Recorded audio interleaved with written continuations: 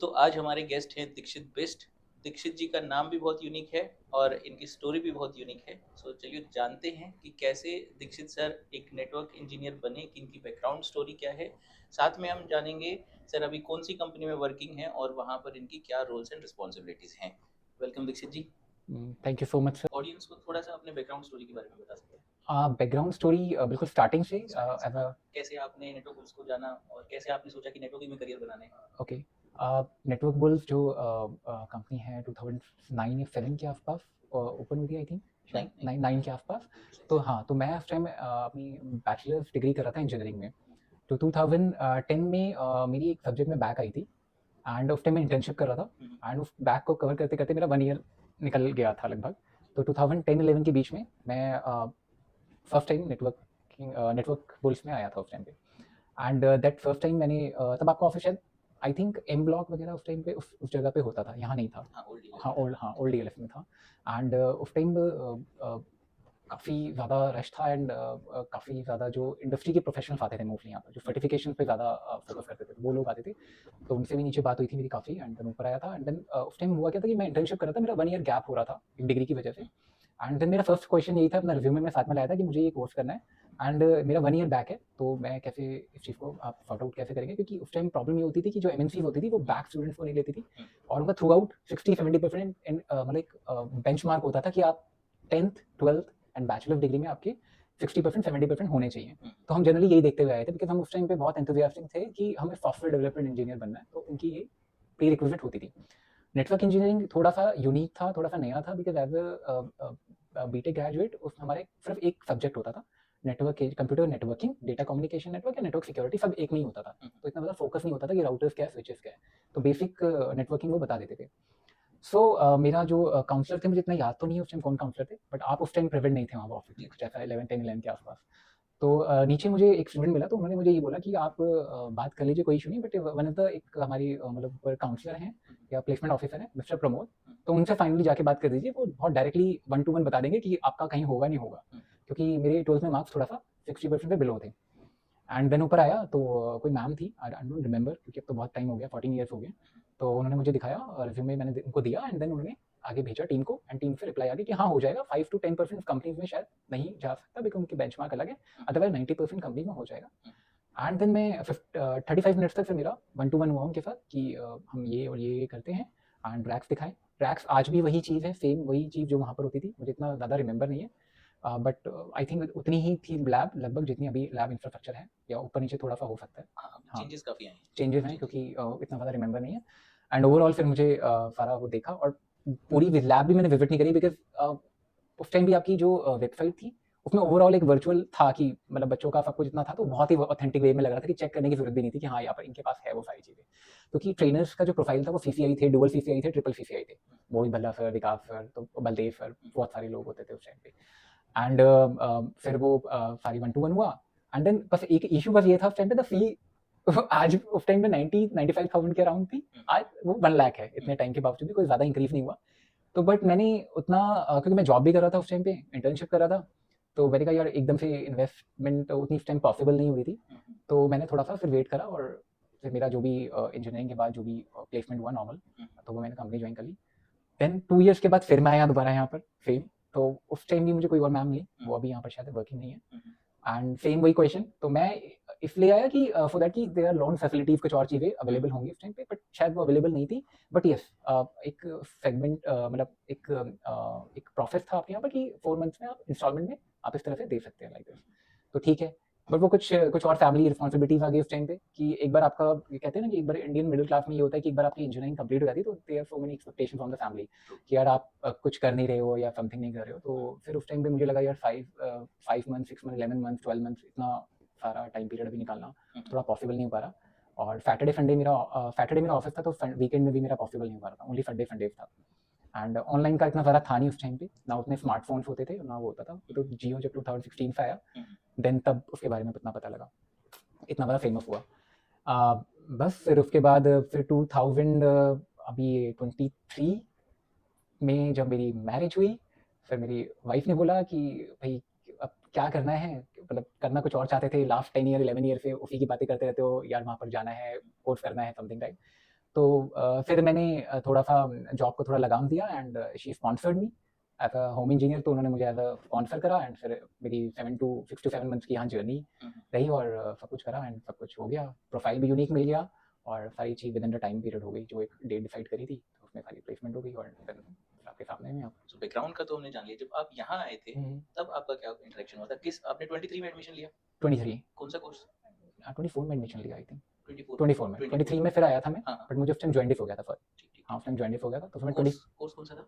Enterprise Enterprise, CCI CCI integrated enterprise. Enterprise ठीक ठीक ठीक। उस वक्त जब आप दोबारा आए थे तब आपने शायद ज़्यादा चीज़ें चेक नहीं करी होंगी क्योंकि आप जानते ही हाँ थे। मेरा काफ़ी मतलब सब कुछ मैं जानता ही था, उल्टा मैं मैम को बता रहा था, फिरदौस मैम के साथ मेरी काउंसलिंग हुई थी और फिर उसके बाद लास्ट काउंसलिंग मेरी आपके साथ हुई जिस टाइम मैंने एडमिशन ले लिया। तो 3 टाइम्स मैंने स्किप करा और 4th टाइम मैंने एडमिशन ले लिया था। सो मतलब आप शुरू से जानते नेटवर्क उसके हाँ एस्टैब्लिश्ड डे हाँ से आप हाँ जानते 2000 हाँ उसके एस्टैब्लिश के 1-2 साल के बाद, क्योंकि उस टाइम इतनी डिजिटल मार्केटिंग आप लोग भी इतना नहीं करते थे।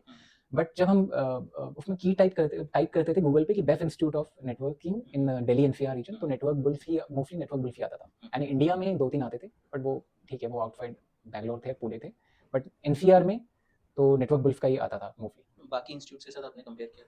कंपेयर मैंने उस टाइम पे नहीं करा था, बट मैंने इंफ्रास्ट्रक्चर और सारी चीज़ें मैं जब सेकंड टाइम आया था यहाँ पर 12-14 में, तब मैंने कंपैरिजन स्टार्ट करा था क्योंकि उस टाइम मैं वर्किंग भी था, तो ज़्यादा मेरी मतलब थोड़ा सा ज़्यादा वर्सटाइल नेचर का हो गया था और काफ़ी चीज़ें मैं काफ़ी वाइब्रेंट तरीके से चीज़ों को सर्च करता था। 11 के टाइम पे मेरी इतने अंदर इतनी मैच्योरिटी नहीं थी उस टाइम पे, 10-11 के आसपास। तो उस टाइम मैंने कंपेयर करा तो इंफ्रास्ट्रक्चर वाइज तो कोई इंस्टीट्यूशन था नहीं इतना।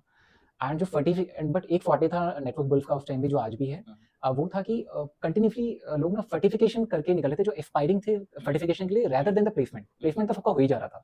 तो जो सर्टिफिकेशन था वो बड़ा हाईएस्ट था यहाँ पर, वो आज भी है। जो एक लीगेसी रखी सर्टिफिकेशन निकालने की लोगों ने, तो वो मुझे लगता है नेटवर्क बुल्स अभी नॉर्दर्न इंडिया या ऑल ओवर द इंडिया उसने रखी, बिकॉज 96 के अराउंड फिस्को आई थिंक सर्टिफिकेशन लेकर आया था, 96 के अराउंड, आई थिंक 94-96 के अराउंड, मुझे इतना एक्जैक्टली याद नहीं है, या 94 है 96 है। तो इतना किसी को नहीं पता था, बिकॉज हमारी जो मतलब जो सोसाइटी है ना वो ज़्यादा सॉफ्टवेयर डेवलपमेंट इंजीनियर को ज़्यादा प्रायोरिटी देती है, या वही नाम हमारे पास ज़्यादा सुनाई देता है, बिकॉज प्लेसमेंट्स में बहुत ज़्यादा होती है। नेटवर्क इंजीनियर या नेटवर्क आर्किटेक्ट, नेटवर्क एडमिनिस्ट्रेटर, तो ना लोगों को ज़्यादा पता है ना अवेयरनेस है। बट जो सिस्को के सर्टिफिकेशंस एंड ट्रेनिंग जो नेटवर्क बुल ने उस टाइम पे स्टार्ट करी, ट्रिपल CCI, डुअल CCI, तो ये नाम भी उस टाइम पे बहुत बड़े थे और आज भी बहुत बड़े हैं, तो अपने आप में इनका वेटेज बहुत ज़्यादा है। तो वो चीज़ें तो मतलब लोगों को ना पता है, ना आज भी नहीं पता मोस्टली लोगों को कि it's passport to the foreign countries, and ये मतलब सर्टिफिकेशन हो जाए तो बहुत आराम से आपका हो जाता है बाहर। तो ये चीज़ें तो फिर ईजी। और हाँ एक चीज़ और बोलना चाहूँगा कि as compare to software development, इसमें करियर स्टैब्लिश करना बहुत ईजी है। कि एक जो मतलब बैचलर डिग्री का जो स्टूडेंट है, रेदर देन दे आर मतलब इन स्पाइट ऑफ कि वो बीटेक है, इंजीनियरिंग है, बीटेक इंजीनियरिंग है या फिर मैकेनिकल है, इलेक्ट्रॉनिक्स है, BCA है, उससे ज़्यादा मैटर नहीं करता। बट ये आपके सर्टिफिकेशन है तो well and good, but training and skills is more मतलब मोर इम्पॉर्टेंट नाउ डेज।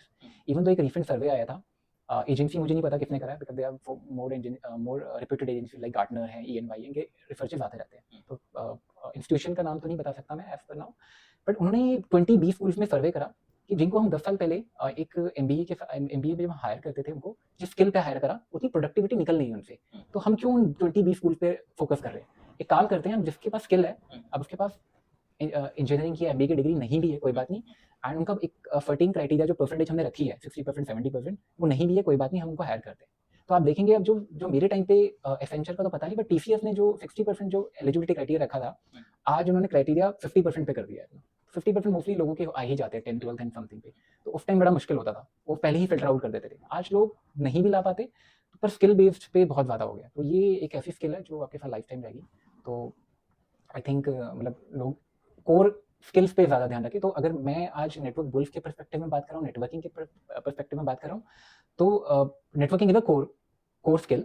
अब on the top of it cloud, DevOps, DevSecOps, cyber security, तो बंदा जा सकता है, and without too much effort on coding. कोई कोडिंग ज़्यादा effort नहीं करना, बट ये आपको थोड़ा कोड रीडेबल पता होना चाहिए कि ये समथिंग चीज हो रही है, and then you can easily मतलब get into this field apart from the software development. वहाँ पहले बच्चे को एंटरप्राइज या फिर सिक्योरिटी करके जाना होगा, करना चाहिए, क्योंकि यही दो मार्केट में भी इस टाइम पे उनकी नज़र में, सिस्को की नज़र में ये बेसिक है, बट ये बेसिक इतनी ज़्यादा नहीं है। तो बिकॉज जो सर्विस प्रोवाइडर है या फिर जो कोलैबोरेशन है या डेटा सेंटर है, वो मोर एक्सपीरियंस पर्सन के लिए होता है। तो इनिशियली एंटरप्राइज एंड सिक्योरिटी, दोनों में से कोई भी ऑप्ट कर सकता है, वो उसकी चॉइस है।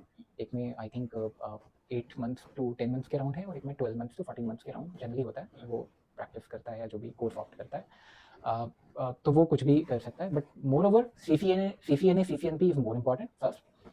सेकंड, कोई एक फायरवॉल कर ले, और अगर नहीं भी है तो कोई दिक्कत नहीं है, थोड़ा पैकेजेस में ऊपर नीचे हो सकता है, but CCNP is a must. Even तो जो मैं भी काम करता हूँ, तो वहाँ डिवाइसेस बहुत सारे हैं, firewalls, Aruba, HP, Cisco, FortiGate and Palo Alto, but जो वो बेसिक प्री रिक्विजिट देखते हैं एक कैंडिडेट में, वो CCNP की, अगर आप नेटवर्क स्टैब्लिश करना तो पहले देख लो, पिंग जा रहा है नहीं जा रहा, सिक्योरिटी तो बाद में देख लेंगे आपसे। तो ये बहुत प्री रिक्विजिट है, मस्ट है, मतलब ये होनी ही चाहिए। Apart from that, good communication skills, जिसको ये लोग बिल्कुल भी अंडर एस्टिमेट करते हैं, अंडर करते हैं। अब वाई, क्योंकि वो मुझे खुद भी मेरी 45 डेज की अभी जो मेरी अभी प्रोफेशनल जर्नी है, उसमें मुझे खुद भी महसूस हुई। एंड ये एक ऐसी स्किल है जो आगे जाकर आगे 10 to 15 ईयर्स में जब AI भी डेवलप होगा आगे जाकर, तब भी ये स्किल्स को कुछ इतना इफेक्ट नहीं पड़ेगा। अगर हम टेक्निकल को देख लें तो थोड़ा सा इफेक्ट पड़ भी सकता है, कॉन्फ़िगरेशन ऑटोमेटिकली लोग प्रॉम्प्ट इंजीनियर बन जाएंगे आगे जाकर, क्योंकि वो टूल से ही काम करवाएंगे, तो रिप्लेस तो कुछ नहीं होगा, बट ये लोग प्रॉम्प्ट इंजीनियरिंग की तरफ चले जाएंगे। मार्केटिंग वाले लोग खुद मार्केटिंग प्रॉम्प्ट इंजीनियर बन जाएंगे, नेटवर्क वाले नेटवर्क प्रॉम्प्ट इंजीनियर बन जाएंगे, क्योंकि टूल इतने सारे आ जाएंगे कि बहुत लोग बहुत ईजिली कर सकते हैं, आगे जाके बहुत ईजिली करना ही पड़ेगा उनको, क्योंकि प्रोडक्टिविटी चाहिए। बट जो एक कोर स्किल्स है ना, तो वो आपकी नेटवर्किंग में यही रहेगी, और इसी से ही सारी चीज़ें आगे होंगी। तो मुझे लगता है बच्चे कई बार डेविएट होते हैं, मैं भी जब यहाँ पढ़ता था, कि यार मार्केट में क्लाउड आ गया, आज मार्केट में गूगल नेटवर्क प्रोफेशनल एग्जाम आ गया, क्यूबरनेटिस आ गया, बहुत फैंसी वर्ड्स, बहुत अच्छे लगेंगे आपको, डेवऑप्स आ गया है, पर वो अभी ऐसा बिगनर्स के लिए नहीं है वो कोर्सेज। तो ये थोड़ा सा बच्चा, क्योंकि बच्चा यहाँ आता है, ऑफ कोर्स प्लेसमेंट सिर्फ, अब बिकॉज जो वर्क नहीं कर रहा, वर्किंग प्रोफेशनल नहीं है, जो एक कॉलेज पास आउट है या जिसका गैप भी है, तो वो एक यहाँ पर आता है एज कि मुझे प्लेसमेंट मिले, उसका प्लेसमेंट ही क्राइटेरिया होता है, to be very frank. And Network Bulls के पास्ट जो टेस्टिमोनियल्स हैं या जो पैकेजेस है, वो है भी इतने लोकेटिव कि बंदा आता ही है कि वो है वो, क्योंकि उसको वो चीज़ें कि मुझे ये पैकेजेस आगे ऑफर होंगे बीइंग एज क्योंकि वो जनरली हमने देखा है कि सोसाइटी में वो चीज़ें सॉफ्टवेयर इंजीनियर को वो जनरली मिलती हैं, या फिर MBA वगैरह। तो MBA से छोड़े अपार्ट फ्रॉम दैट कि वो एक बहुत अलग ही हो गया, बट टेक्नोलॉजी में apart from the software, networking में इतने अच्छे पैकेजेस होते हैं। तो वो मुझे भी इतना नहीं पता था उस टाइम पे कि सबसे बड़ी कंपनीज लाइक सियाना नेटवर्क्स जो आई आपके यहाँ पर, या फिर बहुत सारी ऐसी MNCs हैं, ब्लैक बॉक्स हैं एंड Vscaler हैं, बहुत सारी हैं जिनके कभी नाम भी नहीं सुने थे। तो मुझे कई बार मैं टेस्टिमोनियल्स देखता था, तो वहाँ पर देखता था कि बंदा जिंदगी में एस्टैब्लिश मतलब प्लेसमेंट हुआ है, तो मुझे खोल के देखना पड़ता था कई बार वेबसाइट, ये काम क्या करती है। तो ये भी एक मतलब फॉटे रहा है नेटवर्क बुल्स का, कि वो ऐसी कंपनीज को लेकर आते हैं जो कि दिल्ली NCR में ही है, ऐसा नहीं है कि वो बैंगलोर या आसाम से कहीं दूर से लेके आ रहे हैं।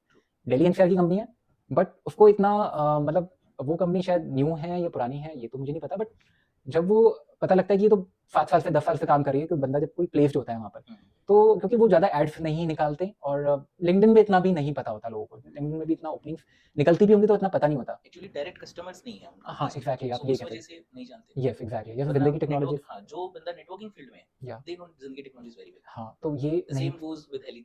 अलीत, या Yes, yes. अलीत का नाम मुझे नहीं पता था, बट जब मैंने नेटवर्क बुल्स के 10 ईयर्स ओल्ड वीडियोस देखे, तो जो सर्टिफिकेशंस थे CCI लोगों ने उस टाइम के कैंडिडेट्स ने करा था, अभी तो वो ऑस्ट्रेलिया US में वर्किंग कर रहे हैं। अब मुझे ऐसे अपने कलीग से पता लगा अभी कि वो कर रहे हैं वर्किंग।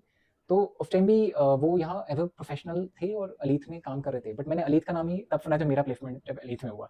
तो उससे पहले मुझे भी अलीत के बारे में नहीं पता था कि अलीत कंसल्टिंग है, और मैं as a pre sales solution engineer वहाँ पर जब मेरा प्लेसमेंट हुआ, तो डेजिग्नेशन भी नहीं पता थी, कंपनी भी नहीं पता थी मुझे कि ये गुड़गांव में NCR में काम कर रही है। तो ये एक, हाँ, और एक चीज़ और बोलना चाहूँगा, जो नेटवर्क बुल्स में जो एक अलुमनाई कल्चर है, क्योंकि मेरी कंपनी में 70% लोग NB से है। तो फर्स्ट टाइम जब मैं सिलेक्ट हुआ वहाँ पर, तो मोस्टली वो 70% में से 30% जो अवेलेबल थे वहाँ पर, वो सब मेरे डेस्क पे आ गए थे कि आप NB से हैं, NB से हैं। एंड आज तक कभी भी मैं किसी चीज़ में टेक्निकली मैं कहीं पर भी इम्प्लीमेंटेशन या कॉन्फ़िगरेशन में कहीं अटकता हूँ, तो they are ready to help me. और ये एक जो लेगेसी बनी है अलुमनाई कल्चर की, जो मैंने देखा है कि हर कंपनी में कहीं ना कहीं NB के आपको 30 to 40% लोग मिलेंगे, पर मेरी कंपनी में शायद 70% मोर देन है। तो वो हेल्प करने के लिए रेडी रहते हैं, और लर्निंग कर तो देखिए नेटवर्किंग में बहुत ज़्यादा है, तो उनसे भी इंस्पिरेशन मिलता है, क्योंकि वो सारे दिन लर्निंग करते रहते हैं, वो करते हैं अपार्ट फ्रॉम देयर वर्क, वो लर्निंग करते हैं। तो वो भी एक चीज़ है कि यहाँ पे लोगों का हैबिट उनके अंदर एक जनरेट हो जाती है लर्निंग की। तो वो चीज़ मैंने देखी अभी फिलहाल उसमें, कि मतलब जो एक बच्चा यहाँ पर आ रहा है 8 to 12 मंथ्स के टाइम पे जो अपना एक एक्सपीरियंस यहाँ दे रहा है, तो वो ऑटोमेटिकली उनके अंदर इंकलकेट हो जाती है उनके जेनेटिक्स में, कि वो आगे जाके फिर लर्निंग पे ही ज़्यादा फोकस करते हैं। तो फिर वो प्लेसमेंट ओरिएंटेड नहीं रह गए हैं, तो वो काफ़ी आगे जाके भी जाके अपनी स्किल्स को डेवलप कर रहे हैं हर जगह। ऑफ कोर्स हम गारंटी में भी इस चीज़ को रख रहे हैं कि हम अगर एक ऐसा इंजीनियर प्रोड्यूस कर पा रहे हैं जिसके पास टेक्निकल स्किल्स हैं, जिसके पास कॉम स्किल्स बेहतर हैं, प्रैक्टिकली उसने डिवाइसेस पे काम किया है, सो वो मार्केट में एक्सेप्ट हो ही जाएगा। तो फिलहाल जो बच्चे यहाँ पढ़ाई कर रहे हैं उनके लिए कोई आपका सजेशन? जो बच्चा यहाँ पढ़ाई कर रहा है पर उनको मैं काफ़ी सजेशंस है, तो उसमें फर्स्ट सजेशन तो ये कि जिस दिन वो यहाँ आ रहे हैं, तो एक तो जो पीयर प्रेशर है, क्योंकि 19 से लेके 21 के बच्चे बहुत ज़्यादा यहाँ पर हैं, ठीक है, उसके बाद फिर हमारी एज वाले भी बहुत ज़्यादा हैं, वो तो है, बट 19 से 21 मैंने इसलिए बोला बिकॉज वो डिफरेंट या तो ग्रेजुएशन डिस्टेंस से कर रहे हैं, या वो ग्रेजुएशन साथ साथ कर रहे हैं, फाइनल ईयर के स्टूडेंट्स हैं, या ग्रेजुएशन कर चुके हैं। उसमें थोड़ा डेविएशन होने का ज़्यादा लोगों में खतरा रहता है, मतलब उनको थोड़ा सा अपने पाथ से डेविएट बहुत जल्दी हो जाते हैं, वो जल्दी काउंसलिंग तो उनकी अच्छी हो जाती है, एवरीथिंग उनको बता दी जाती है और हर चीज़ क्राइटेरिया से हो रही होती है, लाइक टेक्निकल क्लासेस हो रही होती हैं, लैब्स हो रही होती हैं, कॉम स्किल की क्लासेस हो रही होती हैं, बट उसमें जो सबसे ज़्यादा लोग लैक करते हैं वो करते हैं कॉम स्किल की क्लासेस को लैक करते हैं। तो फर्स्ट सजेशन मेरी ये है कि तो कॉम स्किल बच्चे ध्यान दें, क्योंकि वो सिर्फ इंग्लिश क्लासेस नहीं है, कॉम स्किल्स क्लासेस में overall their personality development and how to behave in interview and how to talk to a interviewer, वो सारी चीज़ें उस चीज़ को थोड़ा ध्यान में रखें और स्टेप बाय स्टेप यहाँ वो सारी चीज़ें हैं। तो एक होलिस्टिक एनवायरनमेंट है यहाँ पर कि ये 3 चीज़ें आपकी रहेंगी तो आप कोई भी कंपनी को बीट कर सकते हैं फर्स्ट। सेकंड चीज़ कि जैसे मैंने बोला डेविएशन, तो अपना पीयर प्रेशर वो देख ले कि एक अपना पार्टनर ज़रूर बनाए वो लैब में, स्पेशली लैब में, कि अगर या ग्रुप बने तो बहुत अच्छी बात है, बट ग्रुप में इतना हो नहीं पाता है, फिर वो लोग ना ज़्यादा मतलब थोड़ा सा न्यूसेंस क्रिएट हो जाता है।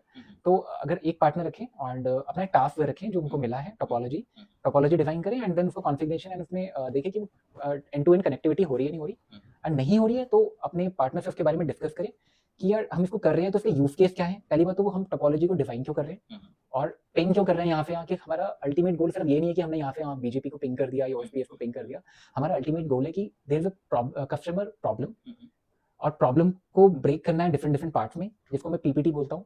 पीपीटी मीन्स दैट प्रॉब्लम को आपको थोड़ा सा सॉरी एफपीटी बोलता हूँ। First problem that is segment wise problem को ब्रेक करें, राइट कि आपको कोई प्रॉब्लम है तो उसको वन बाय वन उसको इतने मतलब चंक्स में ब्रेक, स्मॉल पार्ट्स में ब्रेक करें सो दैट कि और उस छोटे छोटे टास्क को कंप्लीट करें, क्योंकि रियल टाइम में भी प्रॉब्लम जो हम देख रहे हैं इंडस्ट्री में इस तरह से ही आ रही है। तो छोटे छोटे पार्ट्स में उसको ब्रेक करें एंड सेकेंड वो प्रॉब्लम जो सॉल्व करने जा रहे हैं उसका यूज केस क्या है, कि यार वो कहाँ काम आ रही है, प्रोडक्शन नेटवर्क में क्या उसका यूज केस निकल रहा है, कर क्यों रहे हैं। क्योंकि मैंने अभी भी यहाँ देखा है कुछ इंजीनियर्स जो लर्निंग में बहुत अच्छे हैं, सब कुछ पता है, बट वो यूज केस नहीं बता पा रहे कि क्यों कर रहे हैं। उनको लगता है कि हमारे मैनेजर ने हमें बता दिया कि ये करना है, कॉन्फ़िगरेशन करनी है और आपने कॉन्फ़िगरेशन कर दी, इंप्लीमेंटेशन कर दिया, डिप्लॉयमेंट कर दिया, काम खत्म। तो ये चीज़ नहीं होनी चाहिए बिकॉज मैनेजर हैप्पी कि अगर आप उनसे ये पूछते हैं कि फिर इसका यूज केस क्या है, और क्योंकि मैं जनरली पूछता हूँ क्योंकि मैं भी प्री सेल्स इंजीनियर हूँ, बट मैं इंप्लीमेंटेशन कॉन्फ़िगरेशन भी देखता हूँ वहाँ पर। जनरली मुझे कभी कभी मैं खुद ही उनसे मांगता हूँ कि मुझे ये चीज़ आप असाइन कर दीजिए, then I do that. And थोड़ा सा होलिस्टिक अप्रोच रखे बच्चा, ठीक है कि ये भी है ये भी है, ये थोड़ा थोड़ा मार्केटिंग देख ले, थोड़ा थोड़ा सेल्स देख ले, थोड़ा थोड़ा बजटरी देख ले, इन्वेंट्रीज देख ले, क्योंकि बोलेगा कोई किसी को नहीं, बट आपको खुद जाके थोड़ा थोड़ा देखना पड़ेगा। तो इससे मुझे लगता है कि एक ओवरऑल डेवलपमेंट, एक ओवरऑल साइकिल आपको पता लग जाएगी एंड देन थोड़ा सा जब कॉस्ट कटिंग का जब टाइम आता है तो आपका नंबर सबसे लास्ट होगा, ये मैं इंश्योर आपको करता हूँ। तो एक सिर्फ एक नेटवर्क इंजीनियर बन के, नेटवर्क सिक्योरिटी इंजीनियर बन के कि मुझे एक फायरवॉल सिर्फ कॉन्फ़िगर करनी है, मॉनिटरिंग करनी है, ये शायद बच्चों का थोड़ा सा यहाँ से लगता है उनको कि हमारा अल्टीमेट गोल यही है कि मैं पीसी एनएफई कर लेता हूँ या सीसीआई सिक्योरिटी कर लेता हूँ। तो इसकी अपार्ट फ्रॉम दैट और भी सारी चीज़ें हैं, बिकॉज हम सारी चीज़ें ही कस्टमर सेंट्रिक कर रहे हैं। तो अगर आप कस्टमर को ही भूल जाएंगे, उनकी नीड्स क्या है, उनके यूज केस क्या है और चीज़ों को, तो मुझे लगता है फिर इस चीज़ का थोड़ा सा बच्चों को इनिशियली जब वो ट्रेनिंग कर रहे हैं तभी इसको ओवरऑल अप्रोच उसको खुद सर्च करे, इंस्टीट्यूशन चाहे इसको बताए आपको ना बताए, पर जब वो रोल्स एंड रिस्पॉन्सिबिलिटीज देखते हैं तो उस चीज़ को ही अंडरलाइन करके अपने ट्रेनर से पूछें, ट्रेनर हैप्पी टू मतलब आपको बताने में बहुत वो भी अच्छा फील करेंगे कि यस बच्चे ऐसी प्रॉब्लम लेके आ रहे हैं। बिकॉज जिस दिन मेरा इंटरव्यू था लीथ में, उससे एक दिन पहले मैंने आपसे एंड हमारे फोन पर थे तो उनसे मैंने पूछा कि sir what is the pre sales, मुझे कुछ समझ नहीं आ रहा करना क्या है, मुझे नेटवर्किंग तो आती है वो तो मैं बता दूंगा उनको, पर इसमें मुझसे कुछ एडिशनल अगर पूछ लिया तो मैं क्या कर सकता हूँ। तो आपने भी बताया कि यार ऐसे ऐसे है, बेस्ट सोल्यूशन उनको देना है कि यहाँ पर अगर सिर्फ का राउटर लगा रहे हैं या फिर स्विच लगा रहे हैं तो क्यों लगा रहे हैं, फोन सर ने भी एडवाइस दी एंड देन यही चीज़ वहाँ पे पूछी 3 टियर आर्किटेक्चर में। या डेफिनेटली, तो क्योंकि कोई भी चीज़ ये जरूरी नहीं है कि आपको वो क्लास में पढ़ाई जाए, आपको थोड़ा अपने से भी सर्च करना पड़ेगा। क्योंकि ये तीसरी सजेशन है बच्चों के लिए, क्योंकि वो बहुत जल्दी कंप्लेन ये कर देते हैं कि ये चीज़ तो हमारे ट्रेनर ने नहीं करवाई, वो बहुत ईजिली बोल देते हैं, पर ऐसा नहीं होता है। कहीं पर वो कोई चीज़ जब कॉन्सेप्ट कुछ बताने जा रहे होते हैं तो वो उसमें उस चीज़ को रिफ्लेक्ट कर देते हैं। इवन तो हमारी कॉम क्लास हो रही थी, तो हमें एक लीडरशिप प्रिंसिपल में एक जोहारी विंडो पढ़ाई गई थी। लाइक उसका जो एप्लीकेशन था, वो मैंने अपने इंटरव्यू में उसका एप्लीकेशन एमडी के सामने उसका एप्लीकेशन बता दिया था कि जब हम जब वन टू वन किसी की मतलब क्वालिटीज एंड उस चीज़ को हम जब रिफाइन करके देखते हैं कि इसमें क्या नेगेटिव हैं, क्या पॉजिटिव हैं, क्या चीज़ें हैं, तो वो कुछ एक टॉपिक आया था जिसमें मैंने उनको जोहारी विंडो का रेफरेंस दिया था। ही वाज ऑल्सो इम्प्रेस्ड कि यार बंदे ने वो चीज़ें वहाँ से करी। तो आपको नहीं पता कि आप रियल टाइम में जब इंटरव्यू दे रहे हैं तो आपकी कौन सी चीज़ें कब काम आ जाए। तो मेरी फोर्थ सजेशन बच्चे को ये कि always aspire to ask questions. Trainer को तो सब कुछ पता है, बट आपको उसमें से निकालना है कि अपने क्वेश्चन आस्क कर करके, और वो ओवरऑल कहीं ना कहीं से आपको जरूर बताएगा। 99% तो मुझे एट अ टाइम क्लास में मुझे आंसर मिले, चाहे वो कम्युनिकेशन क्लास हो, चाहे वो मेरी टेक्निकल क्लास हो। टेक्निकल क्लास में मैं क्वेश्चन ही बहुत कम पूछता था, बट लैब में मैं ज़्यादा क्वेश्चन पूछता था। तो मैंने मतलब अपनी थ्योरी क्लास में क्वेश्चन थोड़ा कम पूछे। कम्युनिकेशन क्लासेस में मैंने क्वेश्चन पूछे, once the trainer finish their lecture, तो मैंने वो चीज़ें बहुत ज़्यादा करी, और मैंने एक दिन में 2-2 3 क्लासेस कम्युनिकेशन की करी है, बिकॉज वो डिसिसिव क्लास है आपकी, एक डिसिसिव है जो आपके प्लेसमेंट को आगे अभी नहीं तो के 3 ईयर 4 ईयर्स में जाके वो एक चीज़ें बहुत ज़्यादा मतलब हेल्प करेंगी आपको आगे पहुंचने में, क्योंकि टेक्निकली एक टाइम के बाद तो सारे टेक्निकली एक लेवल पे आ जाएंगे, बट कम्युनिकेशन वाइज अभी भी जो रोल्स एंड रिस्पॉन्सिबिलिटीज मुझे दी है, तो थोड़ा सा मैं रिग्रेट कर रहा हूँ कि मुझे पैकेज और ज़्यादा बोलना चाहिए था, बिकॉज जो रिस्पॉन्सिबिलिटीज मुझे अब जो मिली है वो मेरे पैकेज से बहुत ज़्यादा ऊपर ज़्यादा मिल गई है, तो बहुत ज़्यादा रिस्पॉन्सिबिलिटीज मिल गई हैं, और जिसमें कम्युनिकेशन का रोल बहुत बहुत बहुत ज़्यादा है। तो ये चीज़ रोल बच्चे यहाँ पर जनरली एक बहुत इसको अंडर करते हैं कम्युनिकेशन स्किल्स को, तो ये थोड़ा सा उसको उनको देखना पड़ेगा, बिकॉज जब भी ट्रबल शूटिंग होती है, रियल एग्जांपल ये परसों का, तो एक इंजीनियर थे, वो ट्रबल शूटिंग कर रहे थे और कस्टमर से लाइन अप कर रखा था रिमोट लेक्चर प्रोटोकॉल पे, आरडीपी पे। तो वो जो बताना चाह रहे थे या वो जो समझ रहा था बंदा, वो लेमेन था, वो फील्ड इंजीनियर था, उसको नहीं समझ आ रहा था, तो वो फिर कम्युनिकेट ही नहीं कर पा रहा था, सिंपल हिंदी लैंग्वेज में भी नहीं कर पा रहा था। अब देखिए यहाँ कम्युनिकेशन का मीन्स एज अ लैंग्वेज नहीं है कि या इंग्लिश या हिंदी स्पेसिफिक है, बट यही कि जो बात बताने जा रहे हैं उसको समझ भी आ रही है या उसके लेवल पे उसको बात बतानी पड़ेगी नहीं पड़ेगी। तो ये एक सजेशन है। तो सजेशन तो बहुत सारे हैं और सारे, बट मेजोरिटी ये सजेशन हैं, और इसके साथ साथ 5 शॉर्ट सजेशन हैं कि कोई भी प्रॉब्लम को पीसेस में ब्रेक करना, और अपने कोर स्किल्स पे ध्यान देना। सिर्फ सीसीएन है, सीसीएन पे भी अभी लोग ध्यान दें। अदर सर्टिफिकेशन जूनिपर ये वो बहुत सारे हैं, पर उस पर अभी ध्यान ना दें। सिस्को ने एक लेगेसी अपनी तैयार कर रखी है पहले से, मतलब इट्स आप कह सकते हैं होलिस्टिक अप्रोच के साथ साथ लाइक सेगमेंट करके कि इसके बाद ये सिलेबस रहना चाहिए, इसके बाद ये रहना चाहिए, तो सॉर्टेड वे में, यस इन सॉर्टेड वे में उन्होंने वो चीज़ें कर रखी है। तो वो चीज़ें बच्चा अगर फर्स्ट उसमें करेगा तो वो it's good. Then third is जो भी आप प्रेजेंटेशन दे रहे हैं, जो भी आप चीज़ बोल रहे हैं अपने मैनेजर को या अपने कस्टमर को, वो डेटा बैक होनी चाहिए। मतलब उसके पास डेटा का आपका ज़रूर होना चाहिए कि ये कहाँ से है, कहाँ पे है। रेफरेंस नहीं है आपके पास तो उस चीज़ की कोई वैल्यू नहीं है।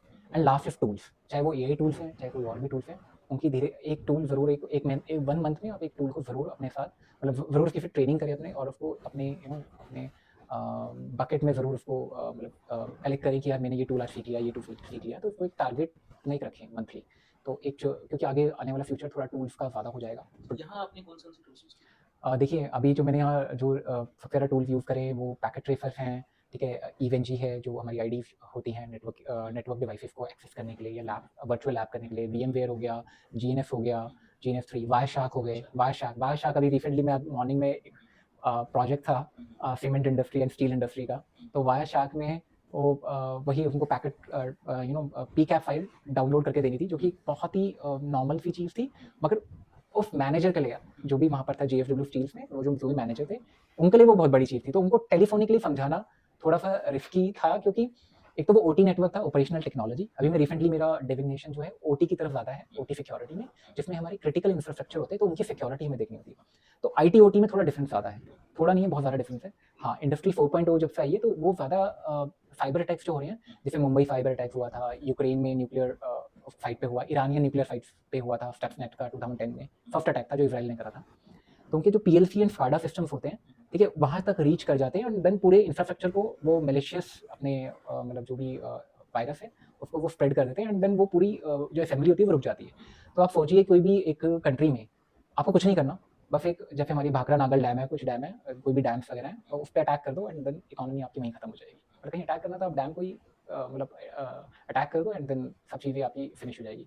तो इस टेक्नोलॉजी पे हम काम कर रहे थे, और तो उसमें मेन प्रॉब्लम ये थी कि आप बिना इंफ्रास्ट्रक्चर को हाथ लगाए, बिना उसको शट डाउन करे, उस पे से वो पैकेट आपको डाउनलोड करना है, 1 इंच का भी आप उसमें कुछ मतलब चेंजेस चेंजेस या मिस्टेक नहीं कर सकते, वरना इंफ्रास्ट्रक्चर एक बार प्रोडक्शन लाइन बंद हो जाएगी तो उनको फिर हाँ नेटवर्क डाउन एंड करोड़ का उनको लॉस हो जाएगा। तो ये चीज़ में थोड़ा सा चीज़ें ज़रूर आसान है, मगर थोड़ा सा उसमें ध्यान रखना पड़ता है। तो ये चीज़ें जनरली आ जाती है। तो इसमें हमारे इंजीनियर्स जो थे वो भी थोड़ा सा हाथ लगाने के लिए फर्स्ट टाइम पे थोड़ा सा घबरा रहे थे कि कुछ कि हम यही एक कारण है जिसलिए कंपनीज जनरली फ्रेशर्स को लाइव नेटवर्क्स पे हाथ नहीं एग्जैक्टली लाइव नेटवर्क्स पे हाथ ही लगाने देती, बट मेरी कंपनी में मैं बड़ा फॉर्चुनेट हूँ, मुझे लाइव नेटवर्क पे हाथ ही नहीं लगाने दिया, डिप्लॉय भी करने दिया, कॉन्फ़िगर भी करने दिया। तो मेरे पीछे 2-3 आपकी इंजीनियर एजुकेशन भी सीसी ही हाँ, तो अभी ट्रेनिंग चल ही रही है एक तरह से, ट्रेनिंग से पहले ही हो गया। हाँ, तो बट मैं खुद से पढ़ता भी रहता हूँ थोड़ा-सा। तो यस, तो ये थोड़ा-सा बच्चे को थोड़ा-सा होलिस्टिक अप्रोच रखनी पड़ेगी और काम माँगना है, काम मिलता नहीं है to be very frank. Manager वो काम खुद कर लेगा। और एक एडवाइस मेरी 5th एडवाइस यही है स्टूडेंट्स को कि अ मतलब सारे मैनेजर ऑफेंड ना हो सुनकर, पर आपको अपने मैनेजर को लेम कर देना है। मतलब आपकी सारी रिस्पॉन्सिबिलिटी इस तरह ले ले कि वो आपके ऊपर डिपेंड हो जाए। तो अगर आप इस अप्रोच के साथ जाते हैं कि मुझे सारा काम ले लेना है, irrespective of package, irrespective of that, जो अच्छे वे में ड्यूटीज अगर आप ले लेते हैं, यस यस, तो आप कंपनी आप पे डिपेंड रहेगी, आप कंपनी के ऊपर कभी डिपेंड नहीं रहेगी। तो ये चीज़ें मतलब एक स्टूडेंट को थोड़ा सा ध्यान देनी पड़ेगी इनिशियली। जितना ज़्यादा हम अपनी तरफ से इनिशिएटिव लेंगे यस उतना ज़्यादा हम सीखेंगे। यस, और मैंने देखा मेरी फर्म में जितने नेटवर्क बुल्स के पुराने स्टूडेंट्स हैं, पवन सर, जावेद सर, ये एम्प्लॉय ऑफ द ईयर रह चुके हैं वहाँ पर, क्योंकि उन्होंने जो ये लेगेसी यहाँ बनाई थी लर्निंग की, वो वहाँ पर भी कर रहे हैं। और सिर्फ सिर्फ शो करने के लिए नहीं, फिर मैनेजर को खुश करने के लिए नहीं, वो क्लाइंट साइड में जाते हैं 2-2 3-3 महीने तक और हर एक प्रॉब्लम को सॉल्व करते हैं। अब वो सब्जेक्ट मैटर एक्सपर्ट बन गए, लेवल 4 पे चला गए, लेवल 4 पे चले गए, जिस पे मुझे अब जाने में 5 इयर्स लगेंगे, वो विद इन 3 इयर्स में पहुंच गए वहाँ पर, क्योंकि उन्होंने इतने सारे मतलब प्रोजेक्ट्स करे हैं, इतने सारे पीओसीज करे हैं, प्रूफ ऑफ कॉन्सेप्ट करे हैं क्लाइंट्स के लिए, तो they are more confident. L4 I think ये ओईएम टैग के पास होता है, यस, लेकिन यहाँ पर काम करते करते एक्सपर्टीज है। फोर्टीनेट की कुछ स्टोरीज भी हैं जिसमें एलिथ ने काफी प्रॉब्लम फोर्टीनेट के टैग L4 की सॉल्व करी थी। यस सर, राइट, इसीलिए वो सबसे एक प्रेफर्ड पार्टनर्स में से। यस एग्जैक्टली, क्योंकि मैं फर्स्ट डे जब मैं गया था तो मैंने जो भी एनबी के जो एलुमनाई थे उनसे सबसे पहले क्वेश्चन यही पूछा था, it's a pre sales position, तो यार ये सेल्स वाली तो नहीं है पूरी, तो मुझे इसमें ना थोड़ा सा आप इस पर थोड़ा लाइट ऑन करें कि यार ये जो पोजीशन है क्या क्या करना पड़ता है। तो उन्होंने बताया टेक्नो फंक्शनल पोजीशन, तो जैसे मैं सोच के गया था कि मुझे ऐसी पोजीशन चाहिए थी, तो देखिए दोनों तरफ 50-50% बैलेंस है, थोड़ा सा होलिस्टिक अप्रोच हर जगह पे है।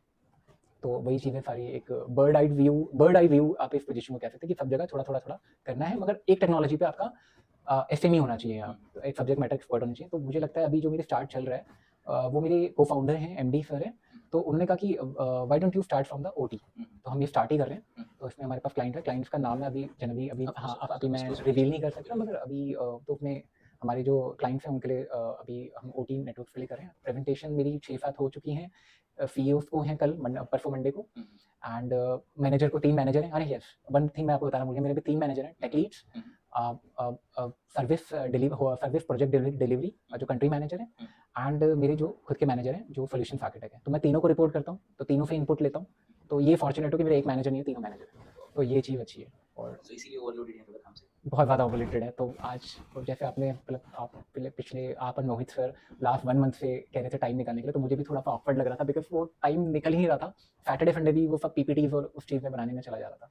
बिकॉज़ आप कोई भी चीज़ आप प्रेज़ेंट कर रहे हैं, तो आपके पास डिफेंस होना चाहिए कि भई मैंने ये चीज़ इसमें डाली है और ये चीज़ ऐसे-ऐसे हो रही है। तो वो काफ़ी ज़्यादा था, तो बहुत बर्डन था। तो आज मॉर्निंग में भी फिर मीटिंग होगी। जनरली सैटरडे को मीटिंग नहीं होती है, तो वो भी मॉर्निंग में आज एक फिर वो मीटिंग होगी, तो फिर चीज़ें ऐसे करी थी। तो घबराहट तो होती है अंदर से, बट लगता है ऑल इज वेल हो जाएगा। और इंजीनियर्स के सामने जनरली हमें बहुत कूल रहना पड़ता है प्री सेल्स को, क्योंकि फिर वो भी घबरा जाते हैं, फिर दिक्कत हो जाती प्री सेल्स आई थिंक एक ऐसी पोजीशन है जहाँ पर आपके पास मल्टीपल आपके पास स्किल सेट्स होते हैं, जैसे you are technically very sound, you have leadership qualities, you have presentation qualities. तो ये सब होने के बाद आपको एक पोजीशन मिलती है ताकि कस्टमर के सामने आप स्ट्रांगली खुद को प्रेजेंट कर पाओ, उसके सॉल्यूशंस दे पाओ, टेक्नोलॉजी आपको आती है, सो बेस्ट पॉसिबल सॉल्यूशन उनके सामने present best possible solution in minimum budget. In minimum yes, budget is always correct correct. So most of the चीजें आपने मुझसे बिना मैंने क्वेश्चन पूछे ही आपने आंसर कर दी हैं, जितने तो क्वेश्चंस भी नहीं थे मेरे पास। ओके, ये बिल्कुल एक वन मैन शो था सर, बस शुरू हुए और सारी चीज़ें मोस्ट ऑफ द चीज़ें जो स्टूडेंट्स को रिक्वायर्ड होगी वो आपने एक्सप्लेन कर दी हैं। बस एक चीज़ मैं पूछना चाहता हूँ, बच्चे यहाँ पे अभी पढ़ रहे हैं और उनमें जो डाउट्स होंगे वो ऑलमोस्ट क्लियर हो गए। बस एक चीज़ स्क्रीनिंग की इंपॉर्टेंस एक बार आप मुझे और बता सकते हैं, और कितने लेवल पे लेना चाहिए, प्लस रिवीजन वो कैसे करें। रिवीजन बहुत इंपॉर्टेंट है, बच्चे बताते हैं कि पीछे की चीज़ें हम भूल गए, इंटरव्यू में जाते हैं तो ऑन द स्पॉट याद नहीं आ पाती, उसको कैसे बोलूँ। ओवरकम मैं बस यही बोलूँगा कि इसमें 2 चीज़ें हैं। फर्स्ट, एक तो स्टूडेंट थोड़ा सीरियस हो जाए, देखिए वो फिर 2 घंटे की या 4 घंटे की लैब नहीं करनी है, हर दिन उसको साइकिल में अपना करना है, बिकॉज़ यहाँ पर वो 1 लाख रुपीज़ नहीं दे रहे, जो दूर से आए बच्चे हैं वो 1 लाख या 2 लाख रुपए पीजी में कर रहे हैं इन्वेस्ट। फिर एक अच्छा लैपटॉप ले रहे हैं, अच्छा लैपटॉप भी आजकल 80-90,000 का अराउंड से लैपटॉप होगा। फिर वो अपना जो भी डेली बेसिस का आना-जाना, कम्यूट टाइम या जो भी लंच वगैरह, ब्रेकफास्ट वगैरह भी दे रहे हैं, तो ऑलमोस्ट 5 टू 6 लाख के आस-पास बच्चे का आ जाता है, बिकॉज़ और हाँ, एक चीज़ ज़रूर आती है बच्चे में, वो होते हैं किसी मंथ वो बीमार पड़ जाता है मेरी तरह। जैसे मैं 22 डेज़ बीमार पड़ गया, तो कई बार समर्स इतने हाई होते हैं कि बच्चा कहीं कोई ना कोई बीमार पड़ जाता है, तो एक थोड़ा-सा उसमें भी बच्चे का टाइम वेस्ट हो जाता है। तो बच्चा जो इन्वेस्ट कर रहा है अपने 8 मंथ से 12 मंथ में जो भी बजट लेके आ रहा है, 5 वो 5 लाख को देखे और ये सोचे कि मुझे इतना पैकेज लेना है कि मेरा आरओआई कम से कम 3 टू 4 मंथ में वो आरओआई निकाल सकूँ। पहले तो ये टारगेट करें। तो इससे बच्चा सीरियस हो जाएगा कि मुझे अपना एक भी 1 आवर भी वेस्ट नहीं करना है इधर-उधर। सेकंड चीज़ ये है कि जब वो क्लास करके आता है 2 आवर्स की, उसके बाद बहुत टाइम होता है। टू बी वेरी फ्रैंक उसके बाद बहुत टाइम होता है कि वो रिवीजन कर सकता है, और पीजी वालों के पास तो ज़्यादा होता है क्योंकि यहाँ पर 24 आवर्स लैब ओपन है। फर्स्ट फैसिलिटी जो मैं कभी यूज़ नहीं कर पाया क्योंकि मैं दिल्ली एनसीआर में रहता था, तो मैं कम्यूट करता था up down because of my wife की वजह से कि मैं यहाँ पीजी नहीं ले सकता था, रूम रेंट यहाँ बहुत ज़्यादा हाई था। तो एक तो ये चीज़ 24 आवर्स को वो बच्चा यूज़ कर ले और मतलब वो सारा दिन यहाँ रह सकता है आराम से, कोई दिक्कत नहीं है, ठीक है। और अपार्ट फ्रॉम मतलब कोशिश तो करे कि अपने पीयर ग्रुप में करे, बट अगर पीयर ग्रुप नहीं भी है तो वो अपने में सेल्फ सफिशिएंट है कि वो यहाँ आराम से कर सकता है। वो 2 आवर्स की जब वो थ्योरी क्लास करता है तो इतने कॉन्सेप्ट उसके क्लियर हो जाते हैं कि वो अपना आराम से प्रैक्टिकल सेशन यहाँ कर सकता है। सेकंड चीज़ कि जैसे हमारी जो लाइव क्लासेस होती हैं उसके साथ साथ बच्चा रीडिंग की हैबिट डाले। जब तक वो रीडिंग की हैबिट नहीं डालेगा उसको रिविजन हमेशा बहुत बड़ा टास्क लगेगा। अभी मैं रिविजन पॉइंट ऑफ व्यू से बात कर रहा हूँ, फिर मैं रीडिंग की इंपॉर्टेंस बताऊंगा। तो रिवीजन में ये कि जो भी हमारे पास जो हमें बुक्स मिलती हैं, सिस्को की हमें ऑफिशियल बुक्स मिलती हैं, सीसीएनपी, सीसीआई एंड सीसीएनए, उसमें एक मार्कर लें, 3 मार्कर लें, जनरल कलर कोडिंग करें। तो जो फाउंडेशनल चीज़ें लिखी हैं उसको एक कलर कोडिंग से उसको मतलब मार्क करें कि किस पेज पे है, क्या है।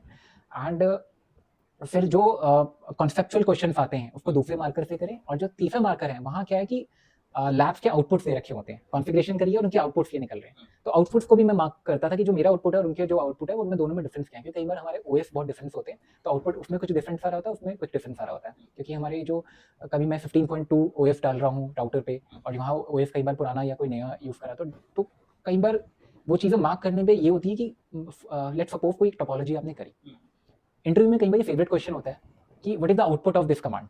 ठीक है, अब आउटपुट में आपको बताना पड़ेगा कि जब आपने ये कमांड डाली तो उसका आउटपुट में जो टेबल बनकर आई वो उसमें कौन कौन से सेक्शंस थे, आईपी एड्रेस था, वीलैन आईडी थी या क्या था।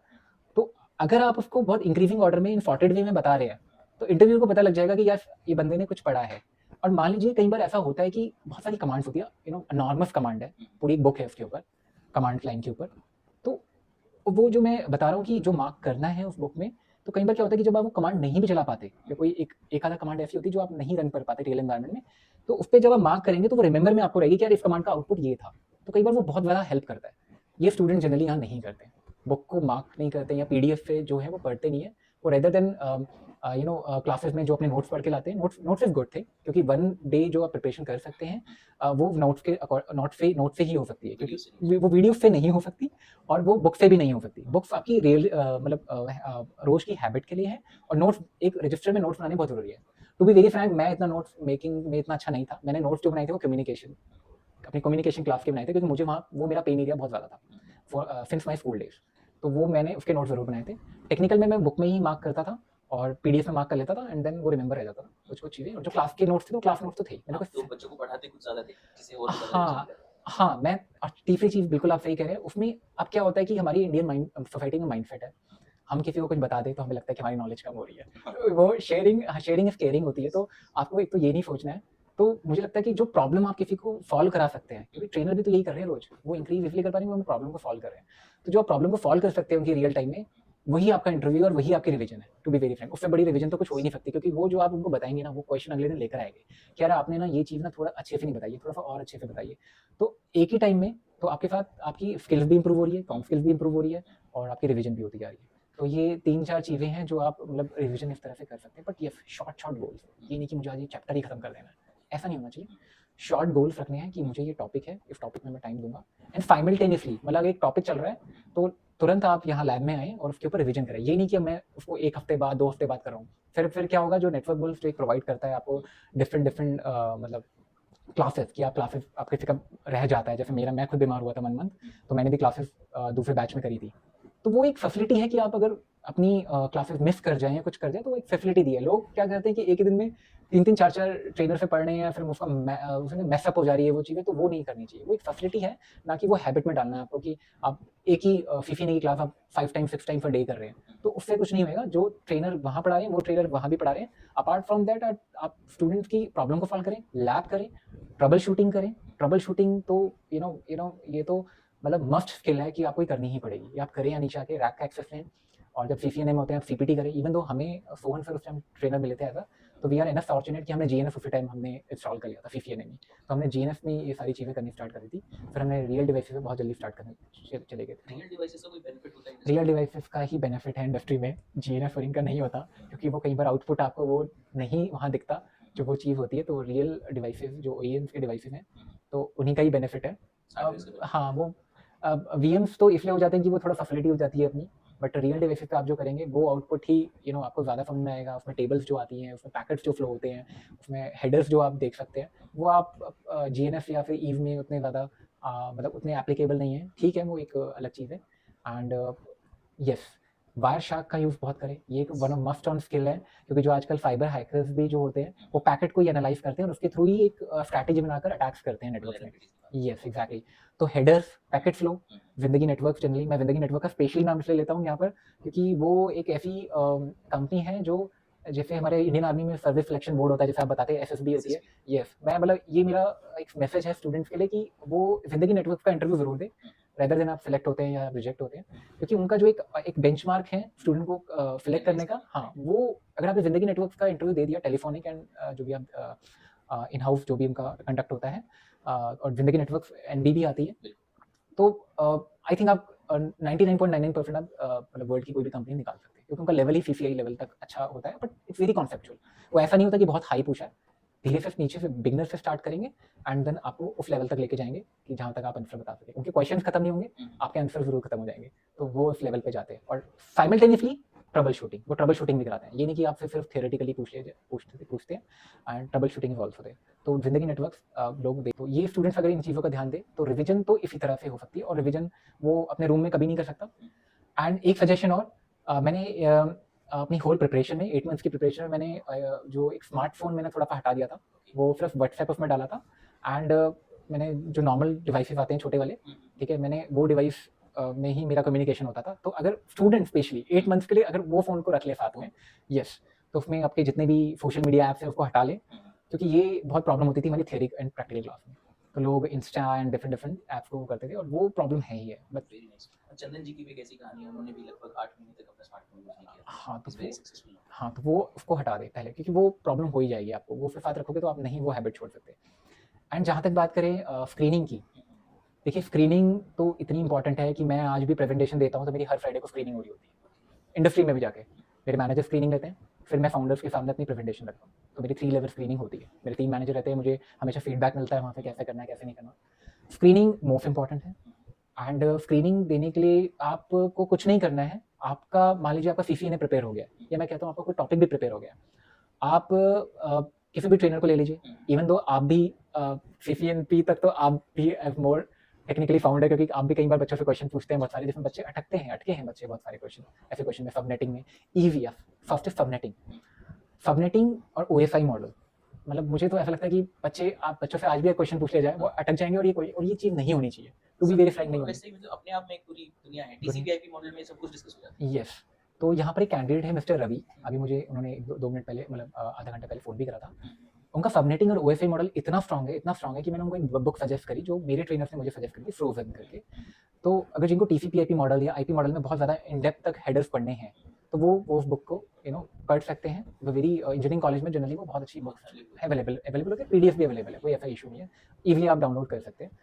तो पर आज भी क्या हो रहा है कि हमारी कंपनी में भी लोग आते हैं and OSI model and टीसीपी/आईपी model and subnetting, अगर आपको क्वेश्चन दे दिया जाए फ्लैश 26 पे निकालो या फ्लैश 21 पे निकालो, कितने नेटवर्क्स बने, यू नो तो वो प्रॉब्लम उनके साथ आ जाती है। तो ये प्रॉब्लम नहीं आनी चाहिए। बिल्कुल, और ये बहुत बैड इम्पैक्ट होता है अगर आप सबनेटिंग नहीं कर पाते। यस, ये हुआ था। हाँ, ये हुआ था मेरे सामने ही इंटरव्यूज हो रहे थे मेरी कंपनी में, और ये एल3 इंजीनियर के लिए पोस्ट चल रही थी, और वो सबनेटिंग नहीं बता पाए। थोड़ा टूल डिपेंडेंट हो जाते हैं, यस, जैसे may be yes, L3 engineer काफ़ी एग्ज़ैक्टली, ज़्यादा उनका काम डिफरेंट हो जाता है। एग्ज़ैक्टली।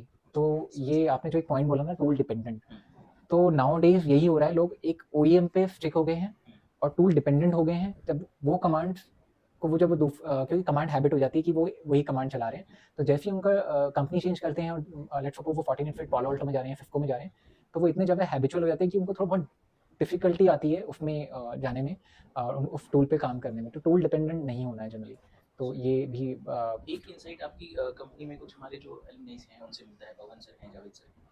सो वो बताते हैं कि ट्रबल शूटिंग हमेशा सीएलआई पे ही बेटर होती है। Yes exactly, I agree. CLI पे बेटर होती है और सीएलआई पे ही करनी चाहिए और बिकॉज वो सब पे सेम रहेगा। कल आप डेव ऑप्स में जाते हैं, सीआई सीडी आप जब कंटिन्यूस इंटीग्रेशन कंटिन्यूस डिप्लॉयमेंट करेंगे डेवऑप्स में जाते हैं और इवन जो आप क्यूबरनेटिव एंड और डॉकर वगैरह भी आप जब आप क्लाउड्स में आगे जाएंगे, ठीक है, तो डेफिनेटली आप सीएलआई पे ही ज़्यादा करते हो। सीएलआई ही प्रेफरेबल होती है, साथ साथ स्क्रिप्टिंग होती है, लिनक्स होता है एंड इंडस्ट्री और भी स्टैंडर्ड्स हैं। बट वो स्टूडेंट धीरे धीरे समझ जाएगा, अभी इतना ज़्यादा उसको सीरियस लेने की जरूरत नहीं है स्टूडेंट को, और ज़्यादा मतलब फैंसी वर्ड्स पे स्टूडेंट ना जाए। बिकॉज हो क्या रहा है, स्टूडेंट्स अभी यहाँ आते हैं एंड देन उनको लगता है कि किसी स्टूडेंट ने क्लाउड बोल दिया, वो एश्योर करने लग जाते हैं, AWS करने लग जाते हैं, तो वो थोड़ा सा डेविएट हो रहे हैं। 8 मंथ्स मीन्स आपको कोर नेटवर्किंग स्किल्स ही आपको गेन करनी है and rest of the thing को आप छोड़ दीजिए, क्योंकि वो उनके ऊपर चैरियम द केक है, वो ईजी हो जाएगा अडॉप्ट करना, और क्योंकि वो ज़्यादा मुश्किल नहीं है। बट यहाँ नेटवर्किंग बहुत मुश्किल है, क्योंकि अगर वो वाई शार्क पे पैकेट कैप्चर नहीं करते, या फिर हेडर्स के बारे में नॉलेज नहीं है, या पैकेट फ्लो के बारे में नॉलेज नहीं है, फिर बहुत मुश्किल हो जाएगा कि आगे उनको उस चीज़ पर अपनी अपनी कॉन्सेप्ट की बिल्डिंग को उसके ऊपर बेस करना। तो बेस यहाँ से ही बहुत ज़्यादा उनका बिल्ट होगा। तो ये स्टूडेंट्स को थोड़ा ध्यान देना पड़ेगा, यही बेसिक है, तो ये थोड़ा सा ध्यान देना पड़ेगा। Okay, okay, okay. So I think we are done with most of the things. Students को आपका ये वीडियो देख के बहुत अच्छी गाइडेंस मिलेगी। और स्टूडेंट्स को मैं ये बताना चाहूँगा, हमने जब स्टूडेंट सर हमारे पास आए थे उस दिन से अभी तक हमने भी सर से बहुत कुछ सीखा है। इनका लाइफ एक्सपीरियंस बहुत अच्छा है और जो ये इनसाइट्स हमको देते हैं वो सब चीज़ें हम इम्प्लीमेंट भी करते हैं। Thank you guys.